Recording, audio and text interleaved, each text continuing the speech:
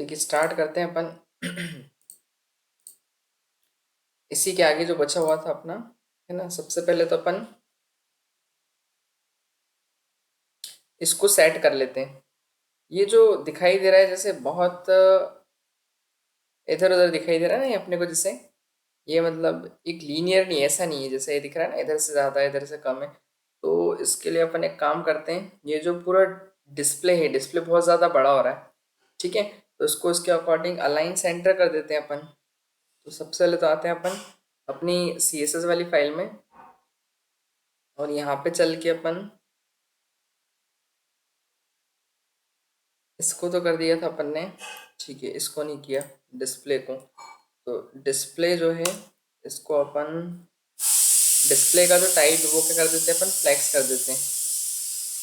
तो डिस्प्ले को अपन बना देते हैं फ्लेक्स कंटेनर, ठीक है। फिर इसके बाद जस्टिफाई कंटेंट कर देते हैं अपन सेंटर। फिर इसका अलाइन आइटम भी कर देते हैं अपन सेंटर।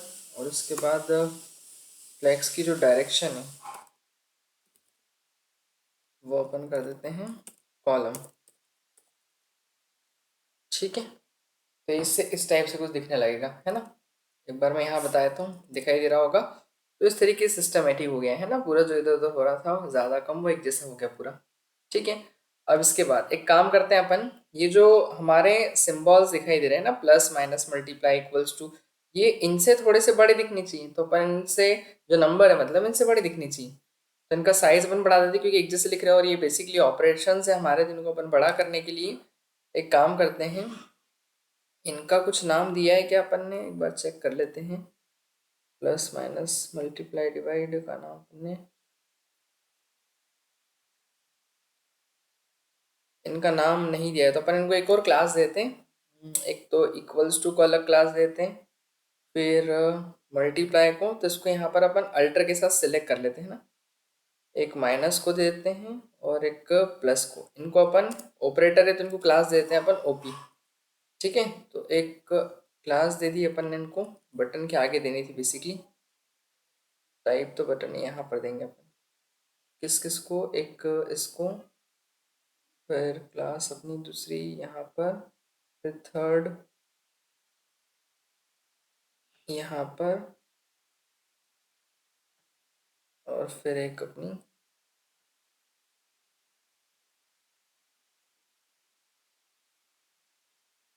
प्लस पे।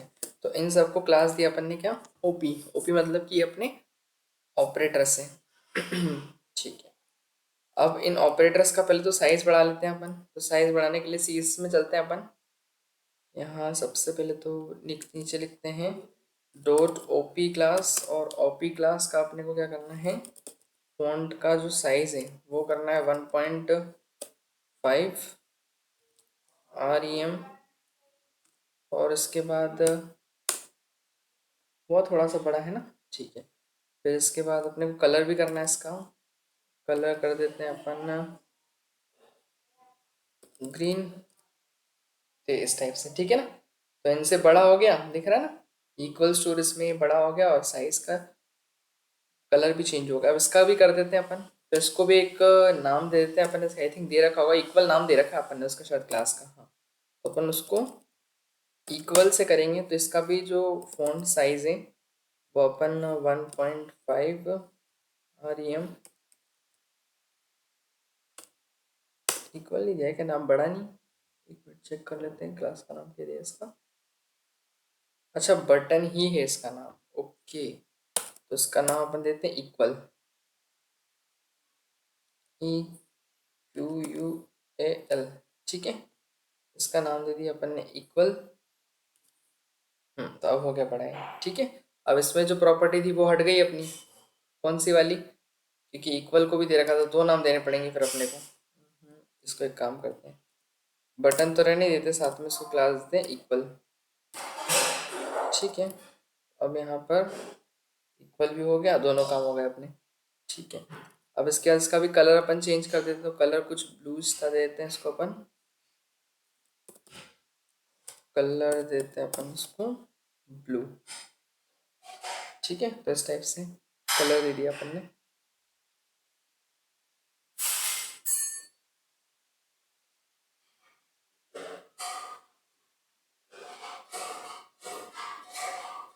इस टाइप से, ठीक है। ये हो गया कंप्लीट। अब इसके बाद अब क्या करना है अपने को, अब आते हैं अपने, सारा काम तो कंप्लीट हो गया स्ट्रक्चर वाला। अब अपने को ये करना है कि अगर हम इन बटन्स पे जब क्लिक करेंगे, तो बटन्स पे क्लिक करेंगे तो ये जो इनपुट बॉक्स है, इस इनपुट बॉक्स में ये बटन यहाँ पर क्या होना चाहिए, आना चाहिए। तो इसके लिए अपने को आना पड़ेगा अब जेएस वाले पार्ट में। तो सबसे पहले तो अपन क्या करेंगे, इन सारे जितने भी बटन्स हैं, इन सभी बटन्स को क्या करना पड़ेगा, गेट करना पड़ेगा अपने को जावास्क्रिप्ट में। और फिर जावास्क्रिप्ट में गेट करने के बाद फिर अपन जो भी ऑपरेशन करवाना चाहेंगे वो अपन करवा सकते हैं। तो उसको जावास्क्रिप्ट में गेट करने के लिए अपन क्या करते हैं, लेके चलते हैं सबसे पहले तो इसको जेएस की फाइल में। अब इन बटन्स को यहाँ पर लाना है अपने को। तो इन बटन को क्या क्लास दे रखी है अपन ने, पहले वो समझ लेते हैं। सारे बटन्स को अपन ने वैसे एक क्लास दे रखी है, क्या नाम दे रखा है उसका, BTN, है ना। जितने भी बटन्स हैं इनको क्या दे रखा है अपन ने, क्लास BTN नाम से क्लास दे रखा है। तो अपन एक काम करते हैं, इन सारे बटन्स को पहले तो गेट कर लेते हैं अपन जावास्क्रिप्ट में, ठीक है। तो यहाँ पर अपन जावास्क्रिप्ट में आते हैं, तो लेट एक ऑल बटन्स, है ना, सारे बटन्स लेके आना है अपने को। All buttons is equals to, सारे बटन्स को गेट करना है कहाँ से अपने को, डॉक्यूमेंट से, इन HTML से। और HTML से अगर गेट करना है अपने को, तो HTML से गेट करने के लिए, अब देखिए सारे बटन्स को एक साथ गेट करना है तो मैं क्लास नेम से कर सकता हूँ, आपको पता है। क्लास नेम से अगर करूँगा तो सारे बटन्स आ जाएंगे मेरे पास। या फिर अगर मैं चाहूँ तो एक काम और कर सकता हूँ इसके अंदर। एक काम अपन ऐसा कर सकते हैं कि इसको अपन गेट कर सकते हैं किसके थ्रू, अगर आप चाहें तो इसके अंदर एक नई चीज़ मैं आपको बताता हूँ। नई चीज़ वो है कि आप उसको क्वेरी अगर लगाएं अपन इसके अंदर, क्वेरी सिलेक्टर। तो क्वेरी सिलेक्टर क्या करता है, बेसिकली क्वेरी सिलेक्टर ये दो टाइप के होते हैं, मैं आपको बता दूं पहले क्वेरी सिलेक्टर करता क्या है। जैसे अभी तक हमने तीन चीज़ें पढ़ रखी हैं, कौन कौन सी, get element by ID, ID के थ्रू अपन गेट करते हैं। दूसरा अपन किसके थ्रू गेट करते हैं, क्लास नेम के थ्रू गेट करते हैं। और तीसरा हम टैग नेम से गेट कर सकते हैं, है ना। ये तीन चीज़ें अपन ने पढ़ी हैं। लेकिन अब बात करें अपन क्वेरी सिलेक्टर की, तो हम क्वेरी सिलेक्टर के थ्रू भी गेट कर सकते हैं HTML के अंदर के एलिमेंट्स को। तो ये भी वही है कि query selector is used to select the first HTML element that matches a specific CSS like class ID और टैग नेम। जैसे अपन क्लास से अपन गेट करते हैं तो क्या लिखते हैं, आपको याद हो कि हम ऐसे लिखते हैं जब क्लास से गेट करते हैं तो किस टाइप से लिखते हैं अपन, कि get element by class name, gate,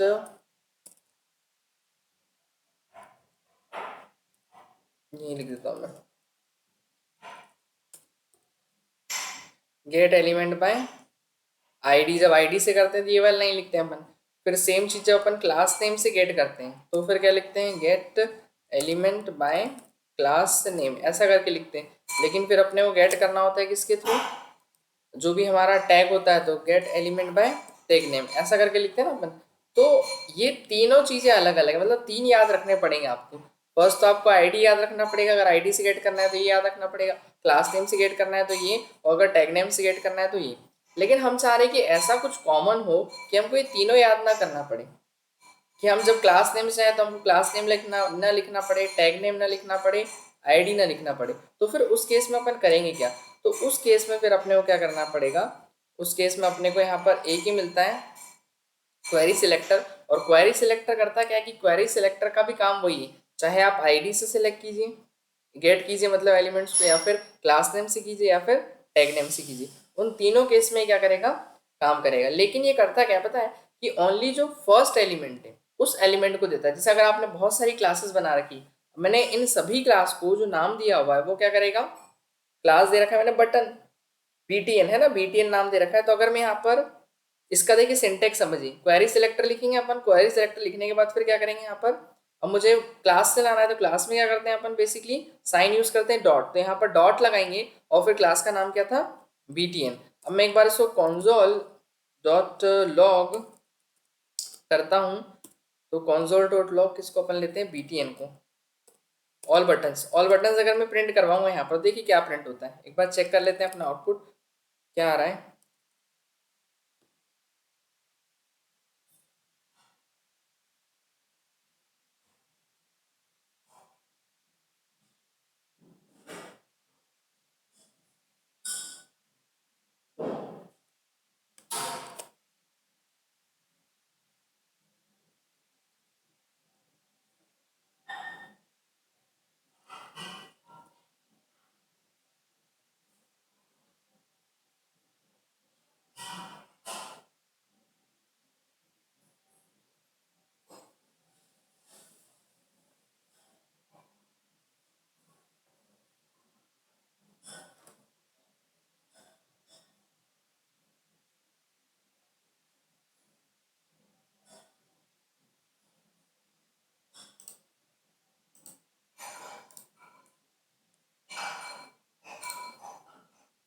live loaded enabled.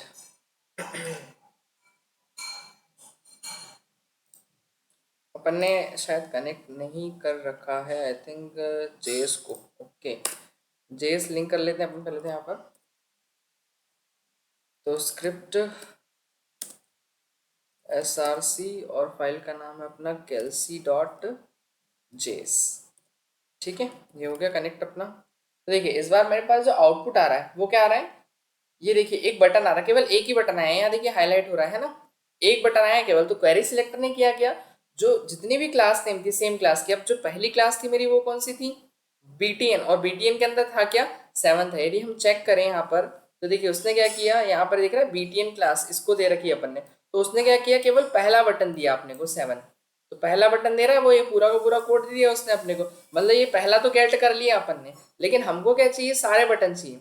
तो अपने को जब सारे बटन चाहिए तो हम क्लास नेम यूज कर सकते हैं ना। वो बोलेंगे सर क्वेरी सिलेक्टर जो है, क्वेरी सिलेक्टर क्या करता है, ओनली फर्स्ट को ही सिलेक्ट करता है। ये इसकी डेफिनेशन में भी दे रखा है कि query selector is used to select the first HTML element, only first HTML element को ही सिलेक्ट करता है that matches a specific CSS selector, जो सीएसएस के सिलेक्टर से मैच कर रहा है, चाहे वो क्लास नेम हो सकता है, आईडी हो सकता है, और टैग नेम। तो अभी हमने क्लास नेम लिया तो उसने सेम क्लासेस थी सभी बटन की, तो उसने फर्स्ट एलिमेंट को क्या करा, टारगेट करा। बट हम चाह रहे हैं कि नहीं, हमको सारे एलिमेंट्स को क्या करना है, टारगेट करना है। तो फिर उसके लिए हम दूसरा यूज करते हैं, जैसे यहाँ पर क्वेरी सिलेक्टर क्या लगाएंगे, ऑल लगाएंगे। कौन सा वाला लगाएंगे, क्वेरी सिलेक्टर ऑल, जैसे यहाँ दे रखा होगा एक और, ये रहा क्वेरी सिलेक्टर ऑल। तो ये क्या करेगा कि query selector all is used to select all HTML elements that matches a specific CSS selector. और बेसिकली ये जो है क्वेरी सिलेक्टर, ये मॉडर्न एचटीएमएल में यूज होता है, पुराना एचटीएमएल में वही अपन क्लास नेम से गेट करते थे, सेम काम अपन क्वेरी सिलेक्टर से भी करते हैं, ठीक है ना।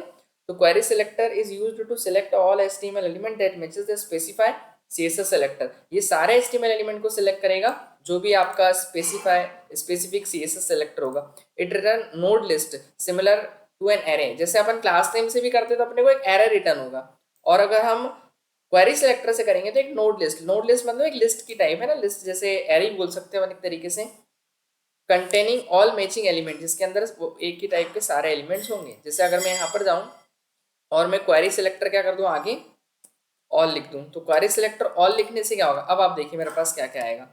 तो इस बार मेरे पास वो सारे बटन आ जाएंगे। देखिए टोटल 16 नोड लिस्ट है अपने पास, 16 एलिमेंट की दिखाई दे रही। तो देखिए पहला, ये दूसरा, तीसरा, चौथा, सब अपने पास सारे बटन क्या हो गए इसके अंदर, गेट हो गए। तो सारे बटन आ गए,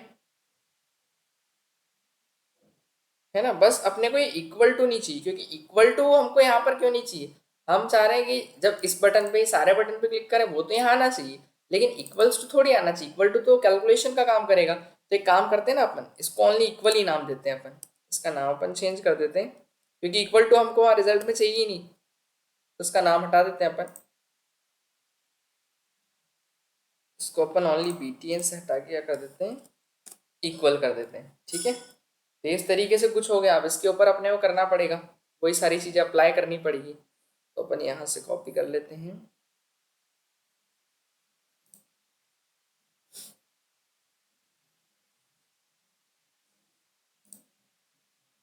ये एक काम करते हैं ना, वो जो अपन ने एक बटन्स के लिए लगा रखा है उसको इक्वल में कॉपी करा देते हैं अपन। तो यहाँ पर अपन गए, बटन के लिए कहाँ करा था अपन, ये रहा, ये बटन की जो सारी प्रॉपर्टीज़ हैं, साथ में इसमें एक नया एक और ऐड कर देते हैं अपन, कॉमा इक्वल के लिए, डॉट इक्वल। तो वो इस पर भी अप्लाई हो जाएगी, है ना, सारी सीएसएस जो सारे बटन्स के लिए थी वो अपन ने इस क्लास में अप्लाई कर दी। ठीक है, ये अपना काम हो गया। अब इसके बाद आगे चलते हैं अपन। तो यहाँ पर सारे बटन्स तो गेट हो गए अपने पास। अब जब सारे बटन्स आ गए अपने पास, तो फिर हम इन एक एक बटन को क्या करते हैं, यहाँ पर इसमें लेके जाते हैं। तो इसमें लेके जाने के लिए करना क्या पड़ेगा अपने को, देखिए एक लूप अपन लगाएंगे इसके अंदर, क्योंकि ये सारे बटन्स हमारे पास है और एक एक बटन पे जाने के लिए हमको ऑब्वियसली लूप लगाना पड़ेगा। तो लूप लगाना पड़ेगा, तो इसके अंदर कौन सा लूप लगाएंगे अपन, देखिए नॉर्मली अगर मैं लूप लगाऊं इसके अंदर तो कैसे लगाएंगे अपन, इस तरीके से अपन लूप लगाते हैं। जैसे अगर मैं इस तरीके से, ऑल बटन्स को तो अपन ने देख लिया, लेकिन अगर सपोज दैट मैं चाह रहा हूँ कि मुझे एक एक बटन पे ना जाना पड़े, तो एक एक बटन पे ना जाना पड़े तो हमको क्या करना पड़ेगा, लूप लगाना पड़ेगा। जैसे अगर सपोज दैट हमारे पास कोई लिस्ट होती है सब, और उस लिस्ट के अंदर आइटम होते हैं जैसे 1 2 3 4, तो हम क्या करते हैं उस पर जाने के लिए एक लूप लगाते हैं, फॉर लूप या वाइल लूप से अपन करते हैं। तो सिंपल से यही वाला एग्जाम्पल देखते हैं। जैसे कि अपन, मेरे पास यहाँ पर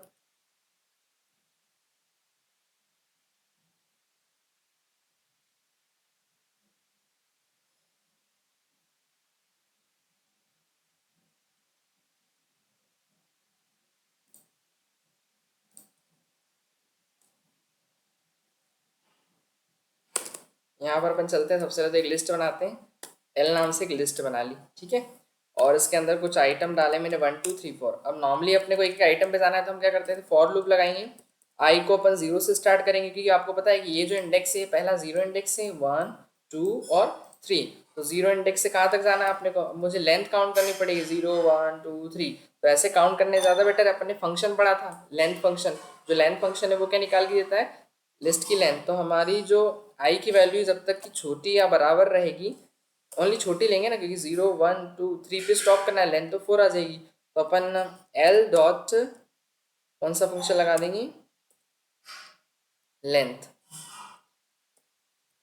एल डॉट लेंथ अपन ने लगा दिया बस। और इसके बाद फिर अपन आई को इंक्रीमेंट दे देंगे एक से, ये काम हो गया अपना। और इसके बाद फिर अपन प्रिंट करवा देंगे कॉन्सोल डॉट लॉग। और वैल्यू किसकी प्रिंट कराएंगे अपन, अगर मैं आई की करूंगा तो आई में तो 0 1 2 3 जाएगा, है ना। तो अपने को एल ऑफ आई की वैल्यू प्रिंट करा दी ना। तो लिस्ट के 0 इंडेक्स की, लिस्ट के फर्स्ट इंडेक्स की, लिस्ट के सेकेंड इंडेक्स की, ऐसी मुझे सारी वैल्यूज मिलेगी। तो एक बार अपन आउटपुट चेक कर लेते हैं। तो देखिए क्या आ रहा है, 1 2 3 4, ये हमारे पास गेट हो गए। लेकिन इसी को करने का एक मॉडर्न तरीका है ना। ये नहीं, जब भी हम एरे के ऊपर लूप लगाना चाहें तो एक तरीका तो ये है ना। लेकिन एक जो दूसरा तरीका होता है हमारा, वो होता है फॉर ईच लूप। एक और नया लूप मैं इंट्रोड्यूस करूंगा यहाँ पर, फॉर ईच लूप। अब जो फॉर ईच लूप है वो यहाँ पर किस लिए काम आता है, फॉर ईच लूप जो काम आता है अपने को, वो एरे के एलिमेंट्स को एक्सेस करने के लिए, लूप हमारे जो लिस्ट है, लिस्ट के एलिमेंट को एक्सेस करने के लिए यूज किया जाता है। देखिए तो उसको कैसे समझेंगे अपन, तो उसको समझने के लिए अपन पहले तो ये लिस्ट कॉपी कर लेते हैं एज इट इज। अपन इसको 2 मिनट के लिए कमेंट आउट कर देते हैं, है ना। अब यहाँ पर देखिए फॉर ईच लूप लगाते कैसे, पहले तो अपन किसके अंदर लगा रहे हैं, इस एल के अंदर, है ना। लिस्ट के अंदर अपन ने लगाया कौन सा लूप, फॉर ईच लूप। अब फॉर ईच लूप जो है, इसके अंदर हमको करना क्या पड़ता है, इसके अंदर हमको एक फंक्शन पास करना है सबसे पहले तो। जैसे किस तरीके से, मुझे फॉर ईच लूप में पहले तो एक मैंने एलिमेंट है ना, तो एलिमेंट के लिए मैंने ई ले लिया। मतलब कि इस एल से जो पहली वैल्यू है वो किसके अंदर जाएगी, इस ई के अंदर चली जाएगी। एल से पहली वैल्यू किसके अंदर जाएगी, इस ई के अंदर जाएगी। और फिर इस ई को अपन क्या कर सकते हैं, प्रिंट कर सकते हैं। तो इक्वल्स टू लगाएंगे और यहाँ पर लिख देंगे कॉन्सोल डॉट लॉग। और किसको प्रिंट कराना है अपने को, ई की वैल्यू को। तो ई के अंदर पहले क्या होगा, जैसे पहले अपन एक फॉर ऑफ लूप पढ़ा था, उसके अंदर भी था ना, यहाँ पर एल से पहला एलिमेंट जाएगा किसके अंदर, ई के अंदर। और फिर इसके बाद ई को प्रिंट कर दिया जाएगा, फिर दूसरा एलिमेंट जाएगा ई में और उसको प्रिंट कर दिया जाएगा। तो ऐसे करेंगे अगर अपन, तो भी हमारे पास आउटपुट सेम निकल के आ जाएगा। Uncaught reference error for each is not defined. हाँ नहीं डिफाइन किया अपने।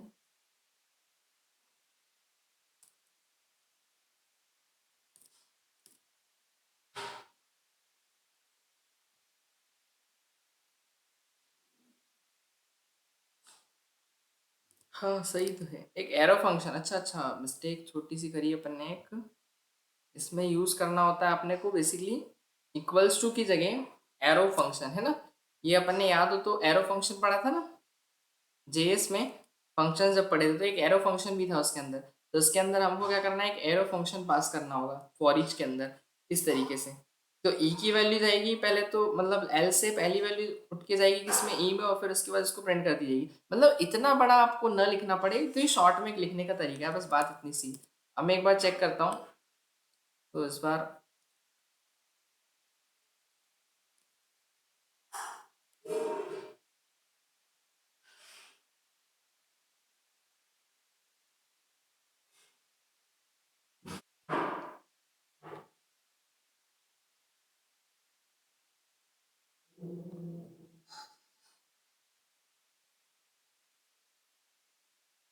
यहाँ पर नोड लिस्ट दिखा रहा है अपने को 15 आइटम्स की, तो पुरानी वाली लिस्ट है अपनी। ठीक है, अब इसके बाद ये सारा आइटम्स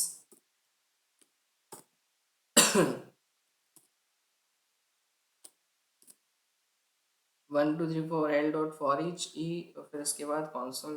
ठीक है, सारा काम कर दिया अपन ने। अब कहाँ मिस्टेक आ रही इसमें?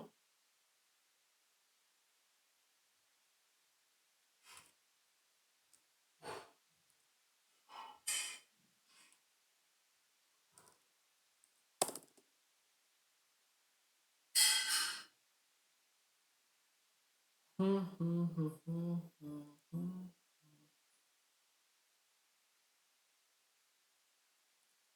एक बार फिर से रिलोड करते हैं, सारी चीज़ तो सही है अपनी। कहाँ गया जेएस वाली फाइल अपनी, lc.js। एक नया अपन एरे क्रिएट कर लेते हैं। एरे का नाम देते हैं अपन, नंबर्स नाम से बना लेते हैं, numbers इज इक्वल्स टू, और नंबर्स में कुछ भी रख देता हूँ अपने हिसाब से। इस बार आइटम रखे अपन ने। ठीक है, अब इसके अंदर अपन लगाते हैं नंबर्स के अंदर फॉर ईच लूप, है ना। नंबर्स के अंदर लगाया अपन ने फॉर ईच लूप। अब फॉर ईच लूप अपन ने लगाया, तो पहले अपना एरे पास कर दिया। ठीक है, इसके बाद फॉर ईच, अब एलिमेंट, तो एलिमेंट मैंने क्या ले लिया, ई नाम से एक एलिमेंट लिया। ठीक है, और ई नाम से एलिमेंट लिया, और हम चाह रहे हैं कि यहाँ पर उस एलिमेंट की वैल्यू क्या होनी चाहिए, प्रिंट। तो कॉन्सोल डॉट लॉग, और उसके बाद फिर प्रिंट किसको करना है अपने को, ई की वैल्यू को। तो ई की जो वैल्यू है वो प्रिंट हो जाएगी, बस अपना काम खत्म हो गया। अब इस बार देखते हैं आउटपुट।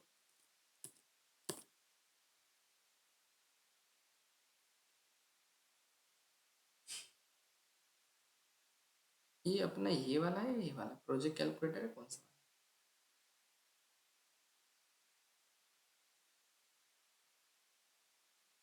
कौन से वाले में लगा दिया अपन ने, प्रोजेक्ट वाले में लगाया ना फाइल अपनी kelsey.js, और कैल्सी वाले का जो है वो है प्रोजेक्ट कैलकुलेटर। अच्छा, प्रोजेक्ट कैलकुलेटर, मतलब इसको बंद कर दिया अपने काम करने। ठीक है, इसको अपन लाइव करते हैं। हम्म,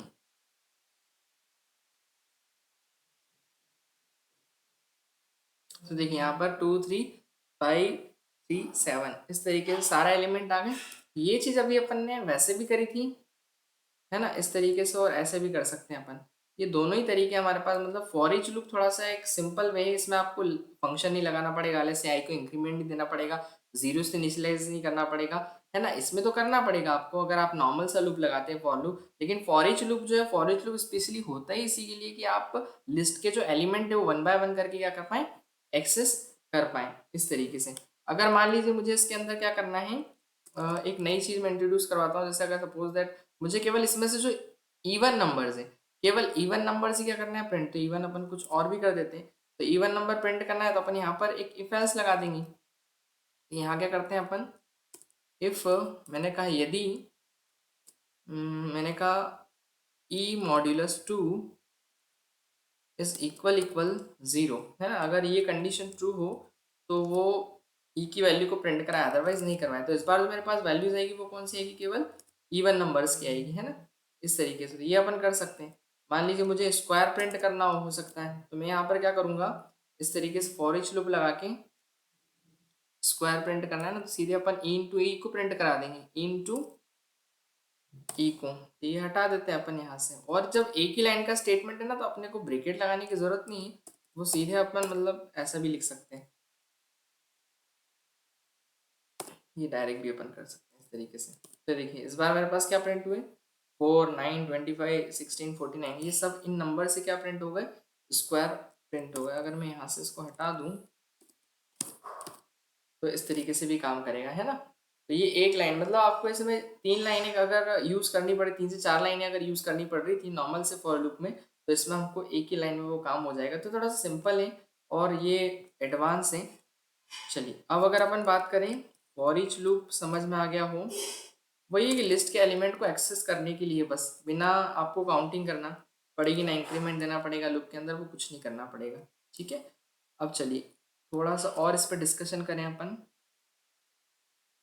फॉर ईच लूप में स्क्वायर अपन ने निकाल लिया, ठीक है। अब इसके अंदर एक और फंक्शन होता है, कौन सा, मैप फंक्शन। अभी जो मैप फंक्शन ये क्या करता है बेसिकली, मैप फंक्शन जैसे कि अगर अपन बात करें, एक आप चाह रहे हो कि हमको नया क्या बनाना है, एक नया हमको एरर रिटर्न करना है, ठीक है। तो नया एरर रिटर्न करना है तो मैप फंक्शन, जैसे हमने यहाँ पर कुछ आइटम्स लिए 1 2 3 4 5।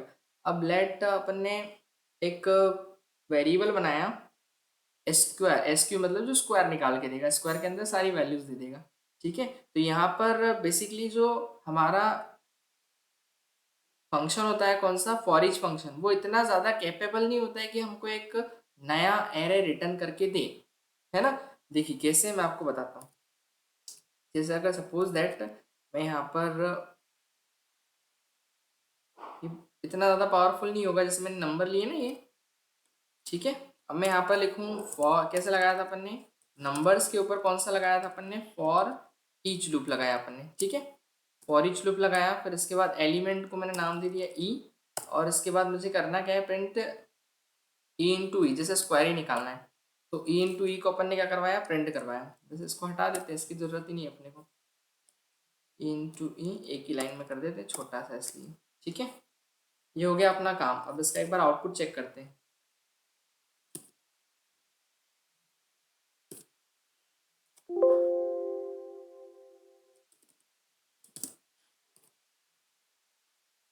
Numbers dot for each E arrow function, ठीक है, ई इंटू ई, काम खत्म।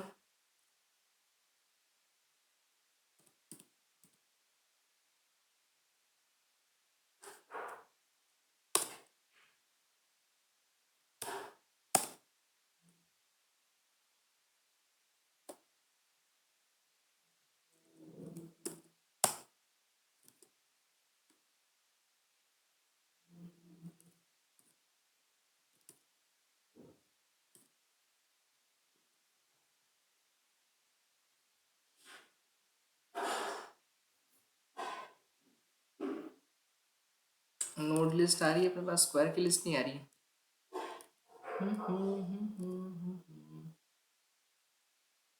फॉर ईच फिर एक कॉलबैक फंक्शन,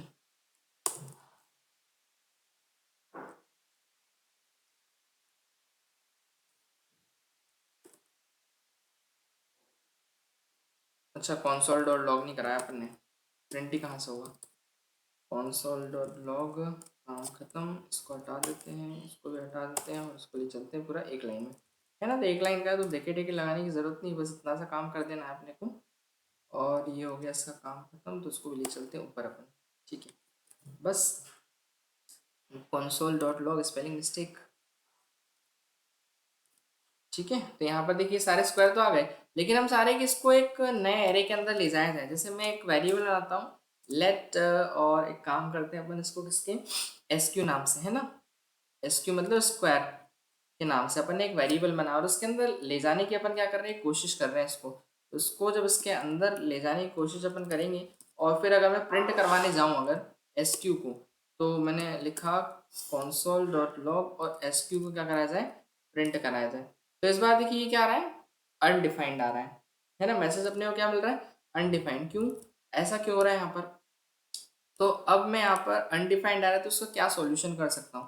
तो उसका सॉल्यूशन ये कर सकते हैं कि फिर इसमें अपने को यूज़ करना पड़ेगा मैप फंक्शन। तो मैप बेसिकली यहाँ पर एक फंक्शन है, और उस फंक्शन का यूज़ कर सकते हैं कि हम एक नया एरे रिटर्न करके दे अपने को, क्योंकि जो अपना ये फंक्शन है कौन सा अपना फॉर ईच फंक्शन है, वो इतना ज़्यादा कैपेबल नहीं होता है कि एक नया अपने को एरे यानी एक नई लिस्ट क्रिएट करके दे। इसलिए हम यहाँ पर क्या करेंगे, मैप फंक्शन यूज़ करेंगे। मैप फंक्शन देखिए अगर यूज़ करेंगे तो कैसे करेंगे, सिंपल सा कुछ नहीं करना होता है अपने को। बस यहाँ पर जहाँ पर अपन यूज़ कर रहे थे क्या, फॉर ईच, फॉर ईच की जगह हम क्या लगा देंगे, ओनली MAP, क्या लिख देंगे, मैप। और वैसे हमको प्रिंट कराना ही नहीं ना, इसमें तो प्रिंट कराने की जरूरत ही क्या है, हम तो सीधे उसको स्टोर करवा रहे हैं। तो इसको प्रिंट से हटा देंगे यहाँ पर, और फिर ये क्या होगा, ई इंटू ई की वैल्यू इस स्क्वायर एस क्यू के अंदर डालते जाएगा बस, और काम हो जाएगा आपका। तो इस बार अगर मैं चेक करता हूँ आउटपुट, तो देखिए एक नया उसने एरे क्या कर दिया अपने को, रिटर्न करके दिया। पहले नहीं हो रहा था ये काम, क्योंकि जो फॉर ईच फंक्शन है वो कैपेबल नहीं होता है कि नया एरे रिटर्न करके दे, लेकिन जो हमारा मैप फंक्शन है वो हमको एक नया एरे भी रिटर्न करके देता है। अब बात करें अगर अपन इस पे कुछ ऑपरेशन लगाए, देखिए जनरली मैंने यहाँ पर ई इंटू ई कराया तो काम किया उसने। लेकिन अगर इसी में मैं इवन ऑड का क्वेश्चन लिख दूं कि इफ मैंने कहा यदि इन ई मॉड्यूलस टू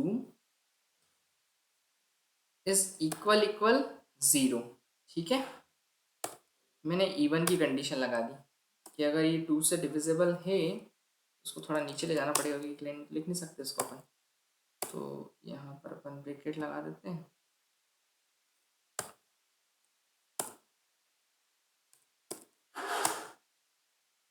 ठीक है।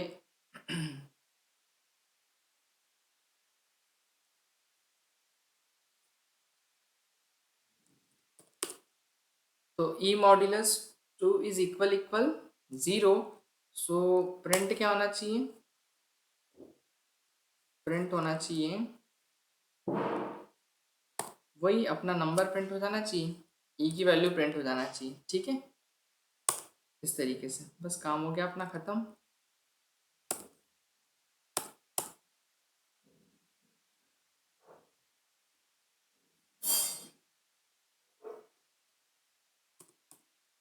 ठीक है ना। तो हमने क्या किया है यहाँ पर, पहले तो ये पहला एलिमेंट जाएगा, टू इसमें आ जाएगा, फिर इसके बाद वो चेक करेगा कि टू क्या टू से डिवाइड हो रहा है तो वो जीरो रिटर्न करे, और अगर जीरो रिटर्न कर रहा है यहाँ पर टू को टू से डिवाइड करने पर तो उस वैल्यू को प्रिंट करे, मतलब इवन नंबर को प्रिंट करे, अदरवाइज नहीं करे। तो आप जब इसको चेक करेंगे तो देखिए हो क्या रहा है, undefined undefined undefined undefined undefined, कोई सा भी नंबर टू से डिविजिबल नहीं, क्या टू थ्री नहीं है ना, टू है और एक कौन सा होगा, फोर होगा। अब इसमें कहाँ मिस्टेक है,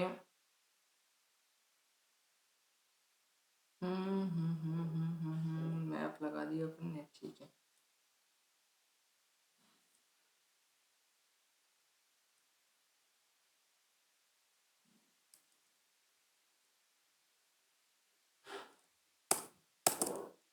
फॉर ईच,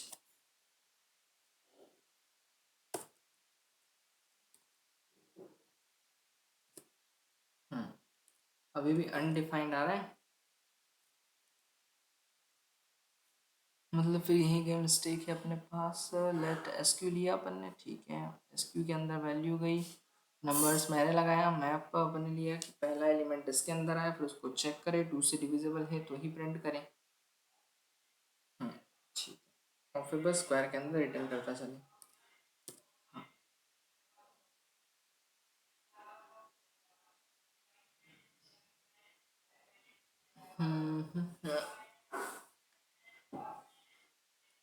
अच्छा, प्रिंट कराने की ज़रूरत थोड़ी अपने को, सही रिटर्न करना पड़ेगी ना वैल्यू, क्योंकि वैल्यू अगर रिटर्न करेंगे तो उसके अंदर जाएगी, ये वैल्यू प्रिंट नहीं करना है अपने को, रिटर्न करना है। तो अपन क्या करेंगे यहाँ पर, वैल्यू को प्रिंट न करवाते हुए हम इसको रिटर्न करेंगे, है ना। रिटर्न बेसिकली कीवर्ड जो होता है वो क्यों यूज़ किया जाता है, भेजने के, रिटर्न का मतलब होता है भेजना। तो ई के अंदर जो भी वैल्यू आई होगी, जैसे आप टू से डिविजिबल होगी वो वैल्यू भेज दी जाएगी इसके अंदर, इस एस क्यू के अंदर। तो अब अगर मैं चेक करूंगा तो मेरा आउटपुट इस तरीके से रहेगा, देखिए पहला आ रहा है टू, क्योंकि टू एक इवन है, यहाँ पर जो दो वैल्यूज थी वो इवन नहीं थी, तो उसके बाद फिर फोर, और फिर यहाँ पर अनडिफाइंड, मतलब ये जो तीन वैल्यू बीच की, ये क्या अनडिफाइंड क्यों आ रहा है, क्योंकि यहाँ पर ये वैल्यू इवन नहीं थी, तो इवन नहीं थी तो उसने क्या किया, मतलब पूरा का पूरा सेम एरे ही रिटर्न किया। देखिए यहाँ पर इवन नंबर नहीं थे, ऑड नंबर्स थे इस तरीके से। तो हम क्या चाह रहे हैं कि अगर वो ऑड नंबर है तो हमको फाइव एलिमेंट्स का एरे रिटर्न नहीं करेगा, क्योंकि ये क्या करता है पता, मैप क्या करता है, मैप जितने एलिमेंट्स आपके उस एरे के अंदर, वो उतने एलिमेंट्स का ही आपको एरे रिटर्न करके देगा, नया एरे। बट हम चाह रहे हैं कि अगर जो कंडीशन ट्रू थी केवल वही वैल्यूज मिले अपने को एरे के अंदर, बाकी की जो अनडिफाइंड सा मैसेज आ रहा है वो वैल्यूज ना मिले, तो फिर उसके लिए आपको यूज करना पड़ता है एक नया कंसेप्ट जिसका नाम है फिल्टर। तो कुछ नहीं करना आपको, बस यहाँ पर क्या लगा देना है, फिल्टर लगाना है, मैप की जगह चेंज करके। तो इतना आप कर देंगे तो देखिए आपका अब आउटपुट चेक कीजिए, तो इस बार क्या आ रहा है, ओनली टू और फोर, तो ये वही वैल्यू रिटर्न करेगा, उतना ही एरर रिटर्न करेगा जो हमारी कंडीशन, जिससे हमारी कंडीशन सेटिस्फाई हो रही है, बस उतना ही अपने को रिटर्न करके देगा ये, ठीक है। क्लियर हो गया, कोई डाउट तो नहीं इतने में, ये कुछ नई चीज़ें थी बेसिकली, अपन डिस्कस करते हैं। फॉर ईच फंक्शन, हाँ तो फॉर ईच में अपन सारे बटन को गेट कर लेंगे, तो फॉर ईच समझ में आ गया कि अपने को लूप लगाना पड़ेगा। तो अपन यहाँ आते हैं अपने इसमें जो कर रहे थे अपन अभी तक, तो फॉर ईच जो है सारे बटन तो गेट कर लिए अपन, इसको एक बार नीचे ले आते हैं यहाँ से, यहाँ ले आते हैं, ठीक है। अब सारे बटन आ गए अपने, तो इन सभी बटन्स को अपन क्या करते हैं, फॉर ईच की हेल्प से इनके ऊपर अपन यहाँ लगाते हैं अपन, किसके ऊपर लगाना है अपने को, ऑल बटन्स। तो ऑल बटन्स के ऊपर अपन ने फंक्शन लगाया कौन सा, फॉर ईच। अब फॉर ईच फंक्शन क्या यहाँ पर अपने को पास करना होगा, फॉर ईच के अंदर जैसे मैं एक btn नाम से, btn मतलब ऑल बटन से जो पहला बटन है, जैसे अपन ने अभी कैसे ये जो लिस्ट थी हमारे पास, फॉर ईच जब लगाया था अपन ने, तो फॉर ईच में क्या हुआ था कि पहली वैल्यू जो है ये 2, ये इसके अंदर जा रही थी, नंबर्स में से पहला नंबर इस ई में जा रहा था। वैसे ही क्या होगा, जो पहला बटन है मेरा, वो पहला बटन किसके अंदर आ जाएगा, यहाँ पर आ जाएगा, ठीक है। और ये पहला बटन जब आ जाएगा, तो इस बटन पे जब क्लिक करेंगे, तो एक काम करते हैं, सारे बटन्स को अपन एक, पहले तो मैं आपको छोटा सा एग्जांपल बताता हूँ। एक फंक्शन अपन क्रिएट कर लें नॉर्मल सा, नॉर्मल फंक्शन अगर मैं क्रिएट करूँ, जैसे इस इक्वल्स टू को अपन एक काम करते हैं, कॉल करते हैं। तो इक्वल्स टू में वो नहीं लगाया कि अपन ने हवर, काम नहीं कर रहा ना इक्वल्स, अच्छा उसको क्लास अलग कर दी ना अपन ने, तो उसको भी अपन पहले तो कर लेते हैं सही, equals two comma E Q U L, equal में भी क्या लगाना है अपने को, आवर, ठीक है। और फिर इसके बाद इक्वल में एक्टिव में भी लगाना है, डॉट इक्वल एक्टिव, ठीक है। अब काम कर रहा है ना, ठीक, चलो हो गया।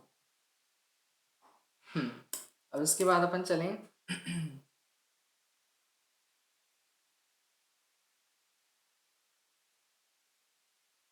तो सबसे पहले एक फंक्शन बनाते हैं अपन यहाँ पर, फंक्शन बनाने के लिए लिखेंगे फंक्शन, और इक्वल फंक्शन बनाते हैं। फंक्शन का नाम क्या रखते हैं, इक्वल। और ये फंक्शन करेगा क्या, ये फंक्शन सिंपल सा कॉन्सोल डॉट लॉग, ये प्रिंट कराएगा ओनली इक्वल, क्या प्रिंट कराएगा, इक्वल, ठीक है। तो इस फंक्शन को जब कॉल किया जाएगा, तो क्या प्रिंट होगा अपने पास, इक्वल प्रिंट होगा। अब हमको पता है कि यहाँ पर इक्वल फंक्शन को जब कॉल करेंगे अपन, तो पहली बात तो उसको यहाँ पर लाना पड़ेगा। हम चाह रहे हैं कि इस बटन पे जब क्लिक किया जाए, इस इक्वल बटन पे जब क्लिक किया जाए, तो होना क्या चाहिए, ये फंक्शन कॉल होना चाहिए, इक्वल फंक्शन क्या होना चाहिए, कॉल होना चाहिए। तो सबसे पहले तो हमको इसको जावास्क्रिप्ट में लाना पड़ेगा, और जावास्क्रिप्ट में लाने के लिए या तो हम आईडी या फिर क्लास नेम या फिर टैग नेम से करेंगे। तो हमने उसको क्या आईडी दे रखी है, पहले एक बार देख लेते हैं अपन। तो उसको यहाँ पर अपन गेट करते हैं इक्वल्स को, वैसे मैंने क्लास दी हुई है इक्वल, क्या दी है अपन ने, उसको एक क्लास दी है, तो अपन इसी क्लास नेम या एक ही बटन है तो अपन एक आईडी दे देते हैं ना उसको, क्लास की जगह अपन क्या देते हैं, एक आईडी देते हैं। मैं ई बटन के नाम से आईडी देता हूँ, ई बटन, ये अपन ने आईडी दे दी इसको, ठीक है। अब आईडी से अपन गेट कर लेते हैं उधर वो बटन को। तो अपन यहाँ पर चलते हैं, लिखते हैं ई बटन नाम से बना लेता हूँ, E B T N. E button कहाँ से गेट करना है अपने को, डॉक्यूमेंट से गेट एलिमेंट बाय आईडी, और आईडी क्या दी थी मैंने, e button, E B T N. तो यहाँ पर एक बार प्रिंट करा के देख लेते हैं कि वो बटन आया कि नहीं अपने पास, e button E B T N, ठीक। अब एक बार चेक कर लेते हैं, तो देखिए आ गया अपने पास, इनपुट बटन आ गया है ना, जिस इनपुट बटन है अपने पास, ई बटन आईडी दे रखी है, और उसके नाम क्या है, इक्वल है क्लास का, ठीक है। चलो, तो ये हो गया अपने पास, बटन तो आ गया। अब इस बटन को हम कॉल करवा देते हैं, इस फंक्शन को कॉल करवाते हैं उस बटन के क्लिक होने में। तो अपन एक काम करते हैं, ये बटन तो आ गया अपने पास, अब इस ई बटन, कहाँ गए अपन अपने, HTML में, और कॉल करा देंगे यहाँ पर अपन गए केवल, और कॉल कराएंगे अपन क्लिक इवेंट पे। तो पहले इवेंट देना पड़ेगा, तो हम चाह रहे हैं कि जब इस बटन पे क्लिक करें, तो फंक्शन कौन सा कॉल होना चाहिए, इक्वल फंक्शन क्या होना चाहिए, कॉल होना चाहिए, E Q U A L, ये फंक्शन क्या हो जाना चाहिए, कॉल लगाना चाहिए, है ना। पहले भी किया था अपन ने, इवेंट लगाते हैं अपन कि जब इस बटन में क्लिक करें तो इक्वल फंक्शन कॉल होना चाहिए। तो कौन सा वाला इक्वल फंक्शन कॉल करेगा, ये वाला है ना, इक्वल फंक्शन यहाँ है, ठीक है। वो इक्वल फंक्शन कॉल हो जाएगा ना, तो यहाँ पर ई बटन, इस बटन पे क्लिक करने पे, ठीक है। तो एक काम करते हैं अपन, इक्वल फंक्शन कॉल करवाते हैं, चलिए। तो अपन आ जाते हैं, ये देखिए आ गया अपने पास पूरा का पूरा, ठीक है। अब अपन चलते हैं, कहाँ गया, इस बटन पे मैं क्लिक करता हूँ तो आपको समझ में आएगा। ये देखिए जैसे ही मैंने एक बार क्लिक किया तो ये क्या हुआ, एक बार कॉल हुआ, दूसरी बार क्लिक किया दूसरी बार कॉल हुआ, तीसरी बार क्लिक किया तीसरी बार कॉल हुआ, चौथी बार, ऐसे मैं जितनी बार क्लिक कर रहा हूँ उतनी बार ये फंक्शन क्या होते जा रहा है, कॉल होते जा रहा है ना, जितनी बार मैं क्लिक कर रहा हूँ। तो मतलब ये तो आ गया जावास्क्रिप्ट के अंदर, ये वाला अपना क्या हो गया, बटन आ चुका है, ठीक है। इक्वल्स टू बटन इसके अंदर आ गया, अपन ने उसको कॉल भी कर दिया, ठीक है। चलिए अब एक काम करते हैं अपन, ये वाला बटन का काम हो गया अपना, बचे बाकी के बटन्स। तो इन बाकी के बटन्स को अपन क्या करेंगे, बाकी के बटन्स को भी अपन करते हैं। चलिए तो यहाँ आ जाते हैं अपन, तो इक्वल फंक्शन लगा दिया अपन ने,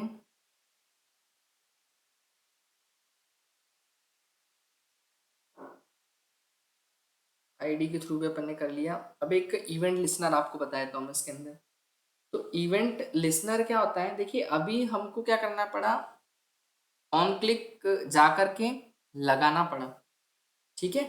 ऑन क्लिक गए अपन, फिर जब जा लगाया अपन ने, अब मैं डायरेक्टली अगर मैं चाहूँ कि बिना HTML में जाए, मुझे अगर जावास्क्रिप्ट के थ्रू ही किसी फंक्शन को क्या करना है, यानी किसी बटन को क्या करवाना है, मतलब किसी बटन की एक एक्टिविटी देना है कि जब इस बटन पे मैं क्लिक करूँ तो ये एक्शन परफॉर्म होना चाहिए। तो अभी हमने क्या किया, अभी हमने यहाँ पर HTML का यूज़ किया, और HTML में जाके ही तो हमने लिखा था कि जब इस बटन पे क्लिक किया जाएगा, इस बटन पे जब क्या किया जाएगा, क्लिक किया जाएगा, ऑन क्लिक किया जाएगा इस बटन पे, इक्वल बटन पे, तब जाके इक्वल बटन क्या, इक्वल फंक्शन क्या होगा, कॉल होगा। अब एक बात बताइए, मेरे पास जो बटन है वो कितने बटन है, टोटल 15-16 बटन है अपने पास, ठीक है। अब 15-16 अगर ये मेरे पास बटन है, तो मैं क्या हर एक बटन पे जाऊंगा, ऑन क्लिक लगाऊंगा कि 7 पे भी क्लिक करे तब ये होना चाहिए, 7 पर प्रिंट होना चाहिए, 8 पे क्लिक करे, तो हमको एक एक करके थोड़ी लगाना है। अगर अभी तो हमारे पास ठीक है गिनती के 15-16 बटन है, तो अपन on click on click on click लगा देंगे। लेकिन अगर हमारे पास हजारों बटन होगी, जब तो हजारों बटन होगी, तो हम हर एक बटन में ऐसे ऑन क्लिक अगर इवेंट लगाएंगे, ऑन क्लिक लगाएंगे इवेंट, फिर इसके बाद अगले वाले में भी ऑन क्लिक इवेंट लगाएंगे, अगले वाले में भी तो ऐसे क्या होगा, बहुत ज़्यादा टाइम लग जाएगा अपने में। और ये टास्क पहले अपन कर ही नहीं सकते अगर हजारों बटन में होगा तो फिर अपन इसके अंदर एक नया कंसेप्ट यूज करते हैं, इवेंट लिसनर। अब इवेंट लिसनर जो है, ऐड इवेंट लिसनर किस लिए यूज किया जाता है वो आप समझिएगा। जो इवेंट लिसनर होता है वो इसलिए यूज किया जाता है कि बिना हम HTML के अंदर जाएं, बिना HTML के अंदर जाएं, जावास्क्रिप्ट से ही, ठीक है, HTML में बिना HTML जाए जावास्क्रिप्ट के अंदर से ही हम क्या कर सकते हैं, फंक्शंस कॉल करवा सकते हैं, ठीक है ना। तो देखिए कैसे अपन करवाएंगे वो समझते हैं। सबसे पहले तो अपन आते हैं अपने JS के अंदर। अब जैसे अभी हमने क्या किया, पहले इस ई बटन को गेट किया है, यहाँ पर आपने क्या किया, इस ई बटन को क्या किया, गेट किया ना, गेट करने के बाद ही फिर हमने क्या किया, उसको यहाँ पर उस बटन को कॉल किया। लेकिन मैं चाह रहा हूँ कि मुझे ऐसा कुछ नहीं करना पड़े, तो मैं एक काम करूंगा, यहाँ पर सीधे जाता हूँ, देखिए हमको वहां जाके ऑन क्लिक ना लगाना पड़े। मैं चाह रहा हूँ सारे बटन्स में ऑन क्लिक ना लगाना पड़े, तो मैं एक काम करते हैं, ये जो आईडी दी हुई थी इसको हटा देता हूँ। वैसे आईडी अगर नहीं भी लेंगे तो कोई दिक्कत नहीं है, तो अपन आईडी का यूज़ वैसे भी नहीं करेंगे। तो यहाँ पर अपन एक काम करते हैं, सबसे पहले तो एक लगाते हैं इवेंट लिसनर। तो किसके ऊपर लगाना है अपने को, इस बटन के ऊपर लगाना है ना, ई बटन के ऊपर। तो देखिए यहाँ पर जाएंगे, ई बटन, EBTN, इस ई बटन के ऊपर अपन क्या करेंगे, ऐड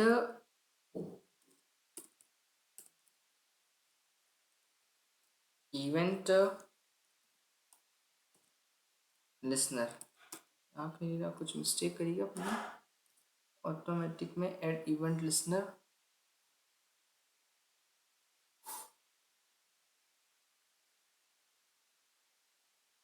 ई बटन तो अपन ने गेट कर ही लिया उसके अंदर। आईडी हटा देते हैं पहले तो अपन, नहीं तो प्रॉब्लम करेगा वो।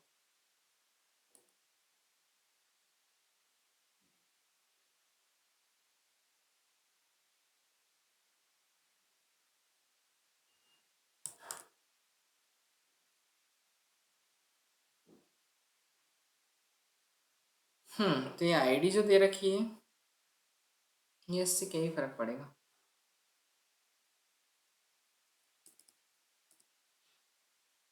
EBTN, तो ऐड इवेंट लिसनर। अब देखिए जो इवेंट लिसनर जो हमारा फंक्शन है ये बेसिकली कितने आर्ग्यूमेंट्स लेता है, 2 आर्ग्यूमेंट लेता है ना इवेंट लिसनर फंक्शन। अब इवेंट लिसनर फंक्शन 2 आर्ग्यूमेंट कौन कौन से लेता है? पहला आर्ग्यूमेंट जो होगा इसका कि कौन से इवेंट पे कौन सा फंक्शन कॉल करना है ना। तो हम चाह रहे हैं कि जब किसी बटन में क्लिक किया जाए और उस बटन के क्लिक करने पे कोई सा फंक्शन कॉल होना चाहिए, तो हम चाह रहे हैं इवेंट लगाते हैं। पहला तो अपन क्या क्लिक क्या लगा दिया मैंने, क्लिक इवेंट लगा दिया। और हम चाह रहे हैं कि क्लिक इवेंट के अंदर जब क्लिक मतलब किया जाए इस ई बटन पे, है ना, तो ई बटन पे जब क्लिक किया जाएगा, ई बटन बेसिकली क्या है, आईडी दी है अपन ने, है ना। ई बटन क्या दिए अपन, आईडी दी है ना।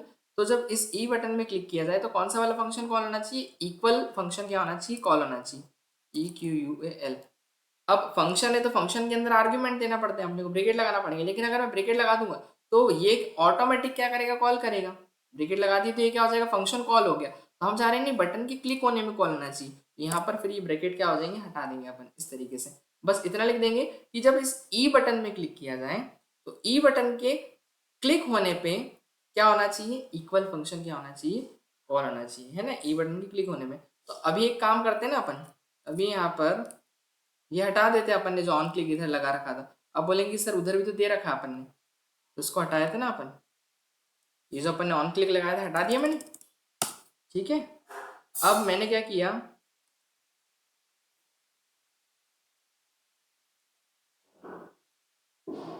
इवेंट लिस्नर स्पेलिंग थोड़ी सी मिस्टेक कर दी अपन ने।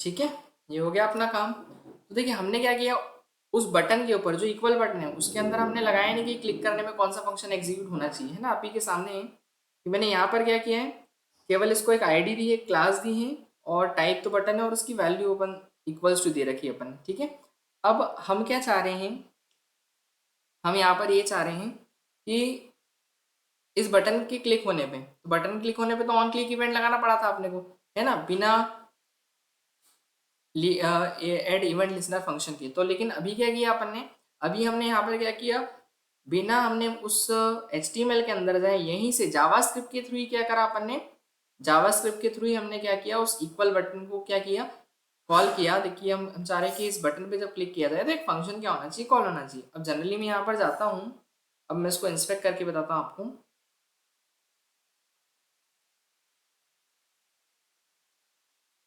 देखिए जैसे मैं क्लिक कर रहा हूँ ये फंक्शन क्या हो रहा है, कॉल हो रहा है कि नहीं। तो इसका एडवांटेज क्या है, अब आप बोलेंगे कि सर पहले भी तो यही काम हो रहा था, अभी भी यही काम हो रहा है। लेकिन अभी हमने क्या किया, उस पर जाना नहीं पड़ा अपने को, किस पर, अपने को यहाँ नहीं जाना पड़ा, HTML के अंदर हमको ऑन क्लिक थोड़ी लिखना पड़ेगा, ऑन क्लिक इवेंट नहीं लगाना पड़ा अपने को।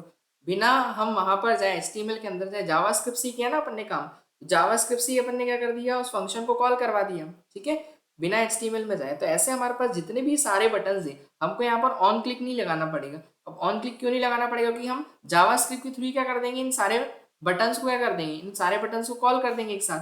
तो अपन कैसे करेंगे वो अपन समझते हैं। तो उसके लिए फिर वही है कि एक एक बटन पे जाना पड़ेगा, और एक एक बटन पे जाना तो लूप लगाना पड़ेगा।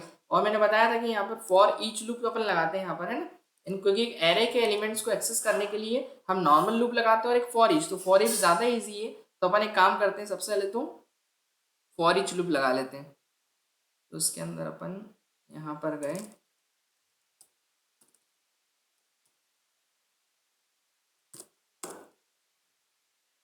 तो ये अपन बटन लेकर के आ गए थे ना सारे बटन्स, तो ये बटन्स तो है ही अपने पास।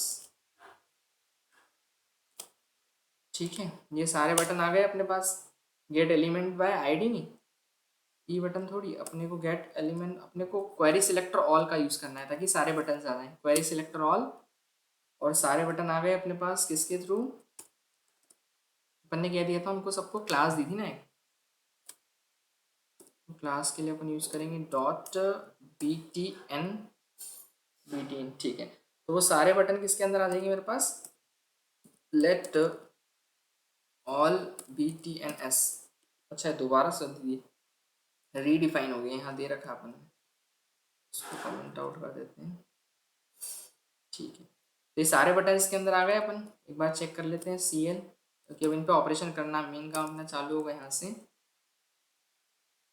ऑल बटन्स, ठीक है, सारे बटन आ गए क्या, ये आ गए अपने पास 15 बटन की लिस्ट आ गई। ठीक है, अब एक एक बटन पे जाके अपन क्या करते हैं, सबसे पहले बटन पे जाना है अपने को, तो अपन ऑल बटन्स और फिर इसके अंदर लगाते हैं कौन सा अपना फॉर ईच लूप, ये लगा दिया अपन ने फॉर ईच लूप। अब मैं एक BTN नाम से बना लेता हूँ कि ऑल बटन से जो पहला बटन है, जो पहला बटन है मेरा 7, वो किसके अंदर आ जाएगा, इसके अंदर आ जाएगा। और फॉर ईच के अंदर एक फंक्शन पास कर रहे हैं अपन, एरो फंक्शन। और यहाँ पर प्रिंट क्या होना चाहिए, मैं चाह रहा हूँ कि यहाँ पर प्रिंट होना चाहिए, चलो बटन प्रिंट करवाएं। अगर बटन प्रिंट कराएं तो क्या प्रिंट होगा हमारे पास, देखिए अगर मैं बटन प्रिंट करा रहा हूँ तो मेरे पास ये सारी बटन्स आएगी, बस चेक कर लेते हैं। तो देखिए ये आ रही बटन्स अपने पास, सारी बटन्स आई है, जितनी भी बटन्स अपने को दे रखी है सारी बटन्स है। बट इन बटन के अंदर की अगर मुझे वैल्यू चाहिए तो वैल्यू के लिए क्या करना पड़ेगा, BTN डॉट वैल्यू अगर मैं लिखूँ यहाँ पर, तो बटन की मुझे क्या मिलनी चाहिए, वैल्यूज। तो देखिए सारी वैल्यूज मिल गई अपने को, मतलब बटन पहले हमने क्या किया, लेके आए सारे बटन, और उसके बाद फिर बटन की क्या चाहिए थी अपने को, वैल्यू। तो हमने यहाँ पर क्या लिखा, बटन डॉट वैल्यू, तो उससे क्या मिल गई, सारे बटन्स की अपने को वैल्यूज मिल चुकी है। ठीक है, अब ये सारी वैल्यू मिल गई तो अपन एक काम करते हैं ना, इन वैल्यूज को अपन क्या करते हैं, इसमें भेजना है अपने को, किसके अंदर भेजना है, ये इसका नाम क्या था, इसका नाम था रिजल्ट, शायद मैंने नाम दिया था, और इसका नहीं नहीं इसका इनपुट था और इसका रिजल्ट था, एक बार देख लेते हैं। हाँ, इसका नाम है, पहले वाले का है ID इनपुट और दूसरे वाले का रिजल्ट। तो पहले तो अपन इनको गेट करें वहां पर, क्योंकि गेट करेंगे तो अभी तो हम वैल्यू डाल पाएंगे उसके अंदर। तो इन दोनों को गेट करते हैं, और गेट करने वाला जो काम है अपन, वो अपन ऊपर ही कर लेते हैं यहाँ पर। तो अपन लिखते हैं सबसे पहले तो लेट किसको, अपन इनपुट को लेके आ रहे हैं ना, तो INP के अंदर मैं ले लेता हूँ, INP डॉक्यूमेंट से लेके आएंगे अपन किसको, डॉक्यूमेंट के अंदर से अपन गेट एलिमेंट बाय ID क्या दी थी मैंने उसको, इनपुट। तो ये इनपुट आ जाएगा अपने पास, ठीक है। फिर लेट एक अपन रिजल्ट के लिए RES नाम से बनाते हैं, और उसको document dot gate element bye ID, उसको भी गेट कर लेते हैं अपन किसको, रिजल्ट को। तो RESULT, ठीक है, ये दोनों अपन ले आए, अब वो दोनों आ गए अपने पास यहाँ पर। ठीक है, चलिए अब यहाँ पर ये काम हो गया अपना, अब वैल्यू आ गई हमारे पास। तो हम क्या करेंगे, ये जो बटन की वैल्यू, अब इसके अंदर सारी वैल्यूज आ गई अपने पास, 7 8 9 4 5 6 1 2 3 सारी आ गई अपने पास, केवल इक्वल टू को छोड़ के। तो हम करेंगे क्या, इस बटन की वैल्यू मतलब 7 को भेजेंगे कहाँ पर, इस रिजल्ट की वैल्यू में भेज देते हैं ना अपन, सही बात है ना। तो रिजल्ट अपन ने गेट कर लिया, यहाँ पर रिजल्ट किसके अंदर है अपने पास, RES के अंदर है। तो अपन एक काम करते हैं, यहाँ प्रिंट थोड़ी कराएंगे, अपने को कराना क्या है, हमको यहाँ पर इस RES के अंदर, RES की वैल्यू के अंदर किसकी वैल्यू भेजनी है, RES की वैल्यू के अंदर हमको इस बटन की वैल्यू भेजनी है, BTN की वैल्यू भेजनी है। बस इतना करना है अपने को कि जब बटन पे क्लिक किया जाए, यहाँ पर देखिए प्लस कहाँ से आ गया,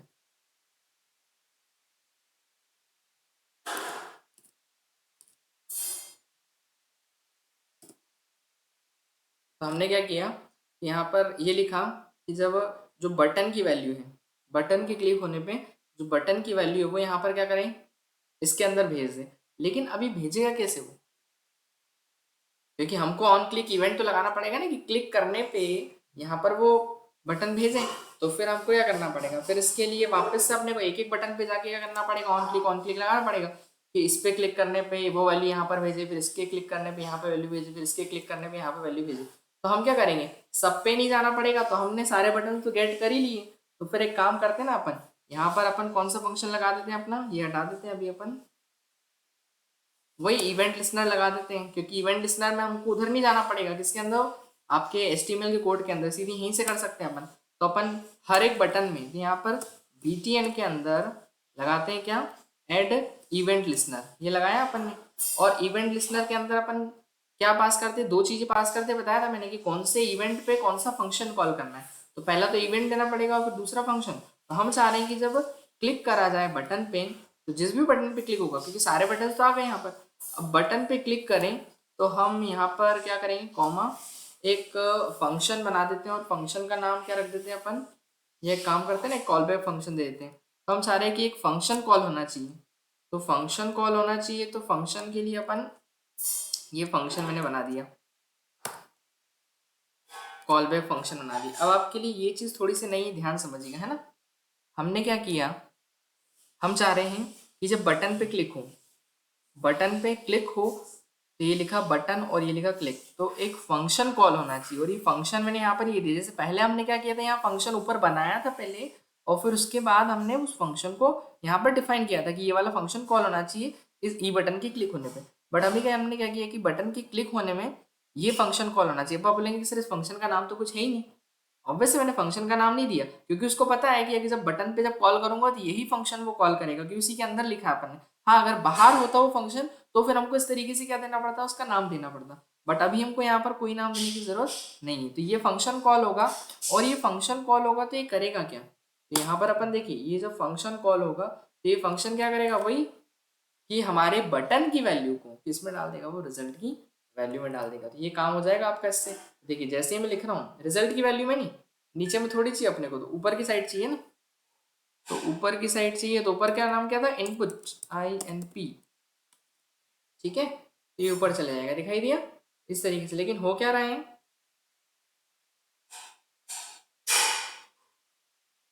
बस एक ही बटन आ पा रही है, दो बटन नहीं आ पा रही। जैसे मैं 8 लिख रहा हूँ, 8 की वजह से 9 लिख रहा हूँ, तो वो 8 हट जा रहा है। तो फिर इतना समझ में आया कि नहीं, पहले तो ये बताएं स्मृति। ऑफलाइन हो गई क्या, चलिए ठीक है। तो एक काम करते हैं अपन, अब यहाँ पर कंप्लीट कर देते हैं इसको अपन।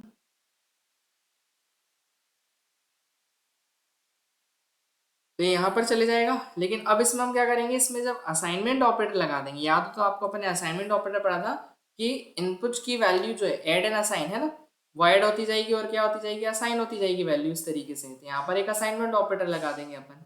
ठीक है, फिर इसके बाद करेंगे क्या अपन, जैसे यहाँ पर इस तरीके से मैं लिख रहा हूँ, है ना। तो अभी ऑपरेशन तो कुछ होगा नहीं, क्यों, क्योंकि यहाँ पर हमने इवेल्युएट नहीं किया। तो इवेल्युएट करने के लिए हमको क्या करना पड़ेगा, इक्वल्स टू बटन के अंदर फिर यहाँ पर इवेल्युएट करनी पड़ेगी चीजें। तो इवेल्युएट कैसे करेंगे अपन, इवेल्युएट करने के लिए जैसे यहाँ पर अपन आएंगे, एक मैं इवेल फंक्शन लगाता हूँ, इसके अंदर एक फंक्शन होता है कौन सा, इवेल फंक्शन। और इवेल फंक्शन क्योंकि ये सारी जो इनपुट ले रहा है वो स्ट्रिंग के फॉर्म में ले रहा है ना, तो यहाँ पर 2+3 अगर मैं इसको प्रिंट कराऊँ, एक स्ट्रिंग है ना, और अगर मैं यहाँ पर console डॉट लॉग करवाऊँ, यहाँ पर लिखा मैंने console डॉट लॉग, और इस तरीके से लिखा मैंने, तो देखिए मेरा आउटपुट क्या आता है, 5 आ रहा है। मतलब स्ट्रिंग को कैलकुलेट करना है तो हम इवल फंक्शन लगा देंगे। कौन सा फंक्शन लगा देंगे, इवल फंक्शन। तो इवल फंक्शन क्या करेगा, स्ट्रिंग के अंदर की जो भी इनपुट्स हैं वो इंटीजर में कन्वर्ट करेगा, फिर उसके बाद कैलकुलेट कर लेगा। ठीक है, तो इस तरीके से यहाँ पर ये कैलकुलेट होंगी। तो अपने को भी कैलकुलेट करना है, तो हम एक इक्वल नाम से क्या करते हैं, एक नया फंक्शन बना देते हैं। तो यहाँ पर एक इक्वल बटन पे लगाना ना, तो उसको अपन ने क्या दिया था, इक्वल ही नाम दिया था आई थिंक, EQUAL। तो फंक्शन ही बना देते हैं नॉर्मल सा अपन, नॉर्मल और फंक्शन का नाम क्या रख देते हैं, इक्वल, EQUAL। ठीक है, इस इक्वल फंक्शन को कॉल करना है, तो इक्वल फंक्शन क्या करेगा, इवैल्यूएट करेगा ना। किसको इवैल्यूएट करेगा, यहाँ पर जो भी हमारे पास इनपुट के अंदर वैल्यूज होंगी उनको वो क्या करेगा, इवैल्यूएट करेगा। तो अपन यहाँ पर लिख देंगे, वो भेजे कहाँ पर वैल्यू, रिजल्ट के अंदर ना, रिजल्ट की वैल्यू में किसको भेजे, रिजल्ट की वैल्यू में भेजे वो ये जो इनपुट की वैल्यू उसको इवैल्यूएट करके। तो इवैल्यूएट इवल फंक्शन लगाया अपन ने, इवल, और जो भी इनपुट की वैल्यू है उसको इवैल्यूएट करे वो। ठीक है, अब मैं जैसे यहाँ पर लिखता हूँ 52+, देखो अभी भी यहाँ पर आउटपुट दिखाई दे रहा है अपने को। मान लीजिए 84 माइनस 80 कर दिया।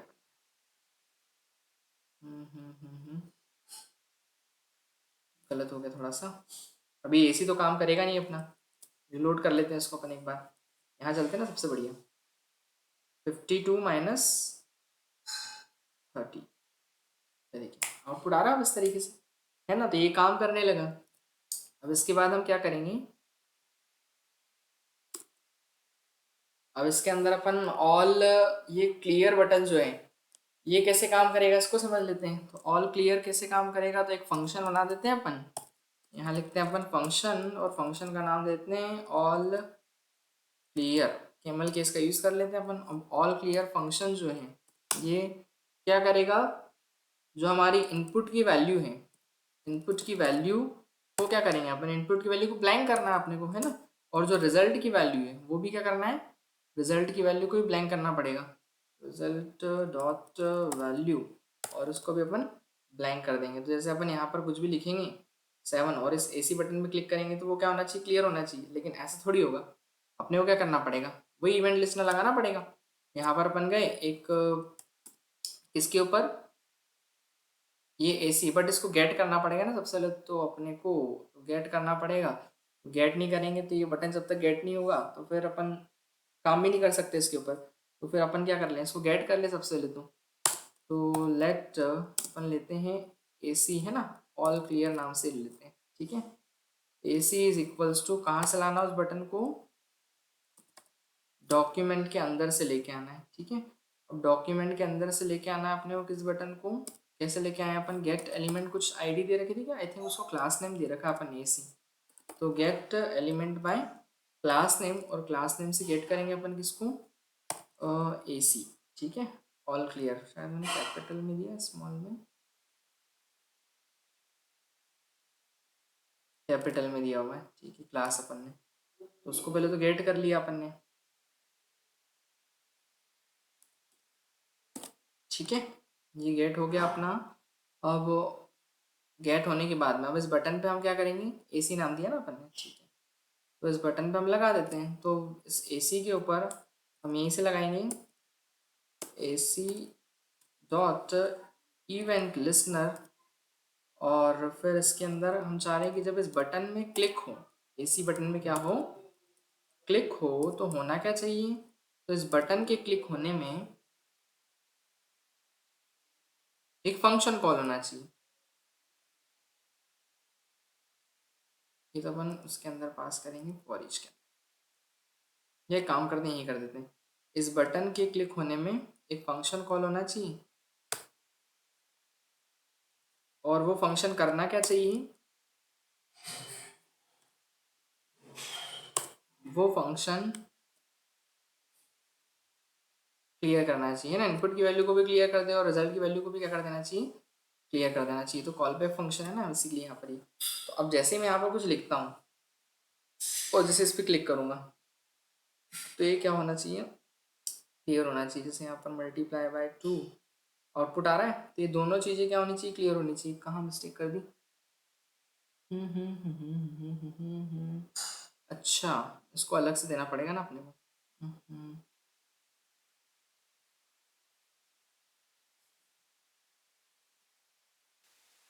देखिए यहाँ पर अपने को ज़रूरत नहीं है इसको गेट करने की, अपने काम कर लेते हैं सीधे।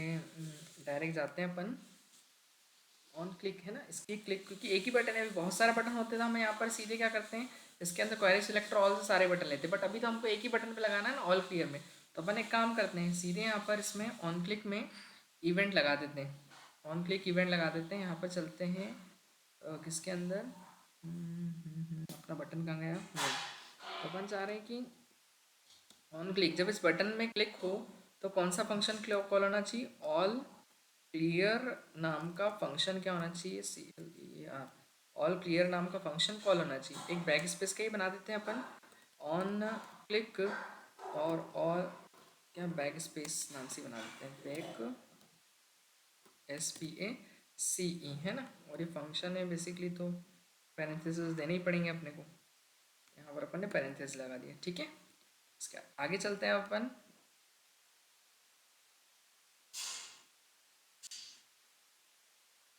तो इसमें अपन देख लेते हैं अब,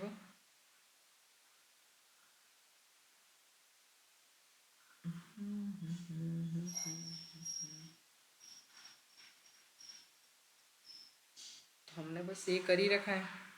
कि जब ऑल क्लियर फंक्शन कॉल हो तो उधर से क्लिक करेंगे तो ये वैल्यूज़ को क्या कर देगा, इरेज कर देगा। बस चेक कर लेते हैं।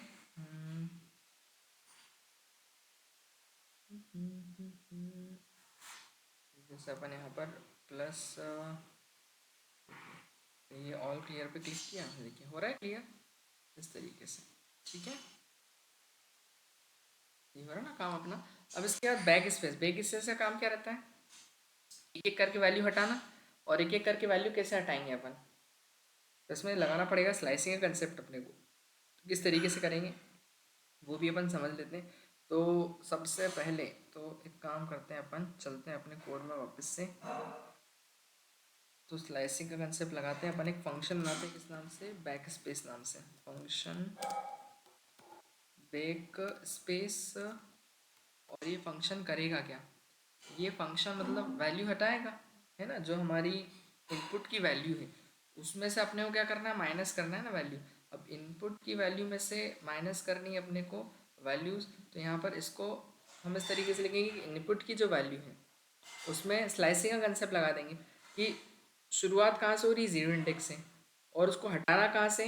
अब आखिरी वाला इंडेक्स जो होता है वो क्या होता है, क्योंकि बेसिकली वो एक स्ट्रिंग है ना, और स्ट्रिंग में क्या करेंगे, आखिरी इंडेक्स को देखा जाए तो अगर फॉरवर्ड इंडेक्सिंग की बात करें तो जीरो होता है, बैकवर्ड में बात करें तो -1। तो ये -1 से क्या करेगा, एक एक को हटाएगा, स्लाइस करेगा, है ना। तो -1 स्लाइस करना है तो स्लाइस जीरो को हम -1 लिख सकते हैं अपन, कि शुरुआत से वो जो आखिरी वाला इंडेक्स है -1 उसको क्या करें, स्लाइस करें।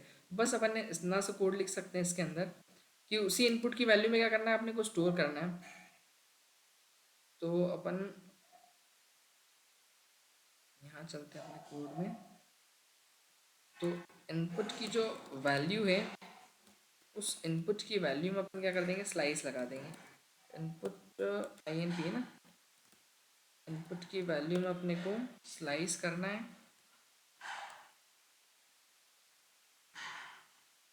ज़ीरो फर्स्ट इंडेक्स, और आखिरी से करना है, तो एक एक करके वो स्लाइस करते जाएगा तो आपका काम हो जाएगा। अब यहाँ पर अपन